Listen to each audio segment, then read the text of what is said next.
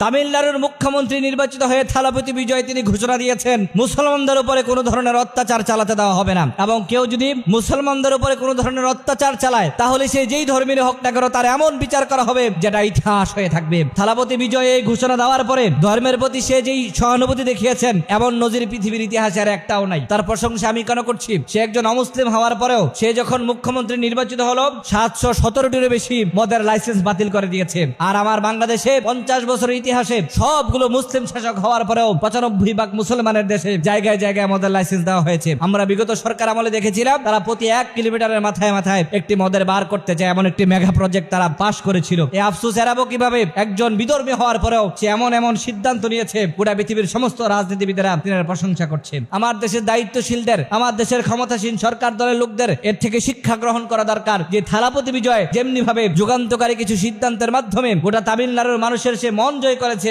যেভাবে হিন্দু, মুসলিম, বৌদ্ধ, খ্রিস্টান সকলে তাকে ভোট দিয়ে নির্বাচিত করেছে এবং সে ক্ষমতায় যাওয়ার পরে যেভাবে মানুষের আস্থা রক্ষা করছেন, এর থেকে আমার দেশের রাজনীতিবিদদের শিক্ষা গ্রহণ করা দরকার যে আপনারাও যদি আমার দেশের মানুষের জন্য এমন যুগান্তকারী সিদ্ধান্ত নিতে পারেন, আমার দেশের মানুষের পাঁচ অনুযায়ী আপনারা যদি সিদ্ধান্ত গ্রহণ করতে পারেন, আগামী 100 বছর আপনাদের নাম স্বর্ণাক্ষরে করে লেখা থাকবে। সুতরাং আমাদের থেকে শিক্ষা গ্রহণ করা দরকার। আমরা যাতে করে আমার দেশের মানুষের চাহিদা অনুযায়ী ইসলামকে কটাক্ষ করে এমন কোন আইন আমরা পাশ না করি, ইসলামের সঙ্গে সাংঘর্ষিক এমন কোন কার্যকলাপ যাতে করে আমরা না করি।